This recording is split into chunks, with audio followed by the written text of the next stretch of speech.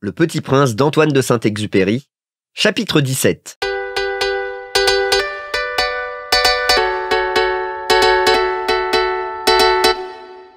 Quand on veut faire de l'esprit, il arrive que l'on mente un peu. Je n'ai pas été très honnête en vous parlant des allumeurs de réverbères. Je risque de donner une fausse idée de notre planète à ceux qui ne la connaissent pas. Les hommes occupent très peu de place sur la Terre. Si les 2 milliards d'habitants qui peuplent la Terre se tenaient debout et un peu serrés comme pour un meeting, ils logeraient aisément sur une place publique de 20 000 de long sur 20 000 de large. On pourrait entasser l'humanité sur le moindre petit îlot du Pacifique. Les grandes personnes, bien sûr, ne vous croiront pas. Elles s'imaginent tenir beaucoup de place. Elles se voient importantes comme des baobabs. Vous leur conseillerez donc de faire le calcul. Elles adorent les chiffres, ça leur plaira. Mais ne perdez pas votre temps à ce pensum. C'est inutile. Vous avez confiance en moi. Le Petit Prince, une fois sur Terre, fut donc bien surpris de ne voir personne. Il avait déjà peur de s'être trompé de planète quand un anneau de couleur lune remua dans le sable. « Bonne nuit !» fit le Petit Prince à tout hasard. « Bonne nuit !» fit le serpent. « Sur quelle planète suis-je tombé ?» demanda le Petit Prince. « Sur la Terre, en Afrique !» répondit le serpent. « Ah, il n'y a donc personne sur la Terre ?» « Ici, c'est le désert. Il n'y a personne dans le désert. La Terre est grande, » dit le serpent. Le Petit Prince s'assit sur une pierre et leva les yeux vers le ciel. « Je me demande, dit-il, si les étoiles sont éclairées afin que chacun puisse un jour retrouver la sienne. Regarde ma planète, elle est juste au-dessus de nous, mais comme elle est loin. »« Elle est belle, » dit le serpent. « Que viens-tu faire ici ?»« J'ai des difficultés avec une fleur, » dit le Petit Prince. « Ah !» fit le serpent, et ils se turent.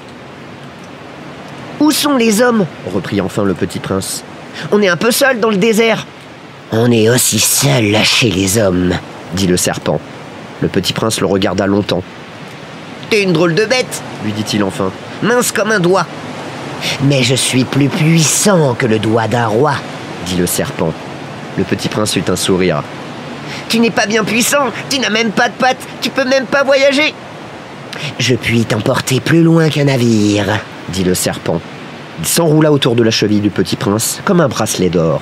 « Celui que je touche, je le rends à la terre dont il est sorti, » dit-il encore. « Mais tu es pur, tu viens d'une étoile. » Le Petit Prince ne répondit rien. « Tu me fais pitié, toi si faible, sur cette terre de granit. Je puis t'aider un jour, si tu regrettes trop ta planète. Je puis... »« Oh, j'ai très bien compris !» fit le Petit Prince. « Mais pourquoi parles-tu toujours par énigme ?»« Je les résous toutes, » dit le serpent. Et ils se turent. Note d'abord au crayon les récits des explorateurs. On attend, pour noter à l'encre, que l'explorateur ait fourni des preuves. « Alors ?» interrogea le géographe. « Oh, chez moi, » dit le Petit Prince, « ce n'est pas très intéressant, c'est tout petit. J'ai 3 volcans, 2 volcans en activité et 1 volcan éteint. Mais on ne sait jamais. »« On ne sait jamais, » dit le géographe. « J'ai aussi une fleur. »« Nous ne notons pas les fleurs, » dit le géographe. « Pourquoi ça? C'est le plus joli. »« Parce que les fleurs sont éphémères. »« Qu'est-ce que signifie éphémère ?»« Les géographies, » dit le géographe, « sont les livres les plus précieux de tous les livres. Elles ne se démodent jamais. Il est très rare qu'une montagne change de place. Il est très rare qu'un océan se vide de son eau. Nous écrivons des choses éternelles. »« Mais les volcans éteints peuvent se réveiller, » interrompit le Petit Prince. « Qu'est-ce que signifie éphémère ?»« Que les volcans soient éteints ou soient éveillés, ça revient au même pour nous autres, » dit le géographe.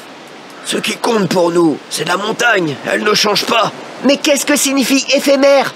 répéta le Petit Prince qui, de sa vie, n'avait renoncé à une question une fois qu'il l'avait posée. « Ça signifie qui est menacé de disparition prochaine. »« Ma fleur est menacée de disparition prochaine ?»« Bien sûr !»« Ma fleur est éphémère, » se dit le Petit Prince, « et elle n'a que 4 épines pour se défendre contre le monde, et je l'ai laissée toute seule chez moi. » Ce fut là son premier mouvement de regret. Mais il reprit courage.